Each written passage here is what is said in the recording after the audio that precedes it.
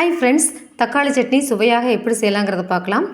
அரைக்கிறதுக்கு என்னென்ன பொருள் வேணுங்கிறத பார்க்கலாம். 8 பல் பூண்டு, 6 வரமிளகா, 6 தக்காளி. மிக்ஸி ஜாரில் 6 தக்காளி கட் பண்ணி சேர்த்துருக்கேன். பூண்டும் கட் பண்ணி சேர்த்துருக்கேன் 8 பல். 6 வரமிளகா கட் பண்ணி சேர்த்துருக்கேன். இது எல்லாமே தண்ணி இல்லாமல் நைஸாக அரைச்சி எடுத்துகிட்டு வந்துடலாம். அரைச்சாச்சு.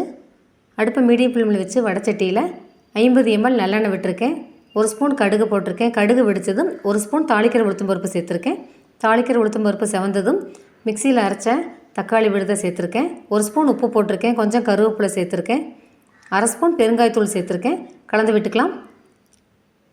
வடச்சட்டியை ஒரு மூடி போட்டு மூடி வச்சிடலாம். 5 நிமிஷம் கழிஞ்சு பார்க்கலாம்.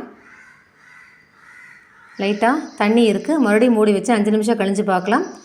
விட்ட எண்ணெய் மேலால் பிரிஞ்சு வந்திருக்கு. சட்னி கெட்டி ஆயிடுச்சு. சுவையான தக்காளி சட்னி ரெடி. நீங்களும் செஞ்சு பாருங்கள். தேங்க்யூ.